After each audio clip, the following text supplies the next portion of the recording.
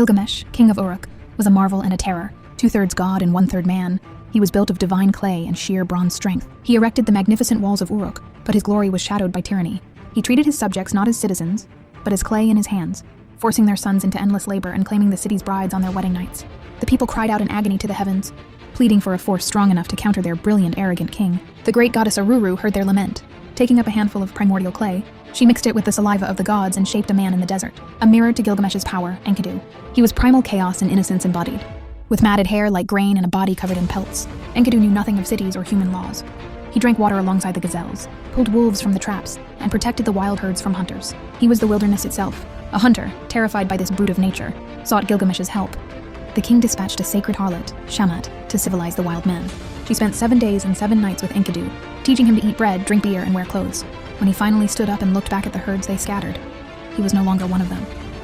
He was a man, and he set his sights on Uruk, drawn by an irresistible destiny toward the powerful figure who was his only equal. Enkidu arrived as the city prepared a grand celebration for Gilgamesh's latest egregious command, the defilement of a new bride. The king arrived with his retinue, a magnificent, cruel sight, only to find the door to the bridal chamber completely blocked by a figure he had never seen, a man with the strength of mountains and the fury of a betrayed god.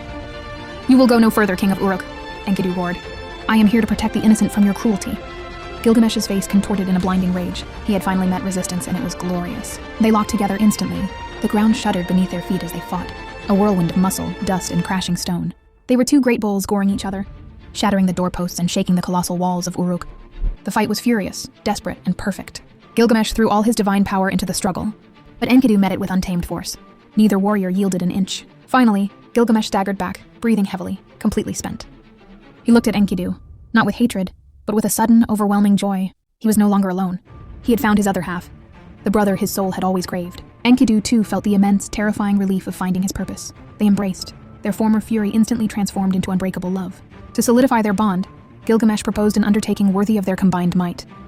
"My friend, let us journey to the magnificent forbidden cedar forest. We will defeat its horrifying guardian, Humbaba the Terrible, and hack down the sacred trees. We shall carve a destiny that will outlast the walls of Uruk and etch our names into eternity." And so, with a shared roar of excitement and purpose, the tyrannical king and the wild man turned brother, Gilgamesh and Enkidu, set their gaze toward the horizon, ready to challenge the gods and the horrors of the world together. Hi, thanks for watching. Don't forget to like, follow, or subscribe to get notified when we upload a new video. It's also the best way to support our channel.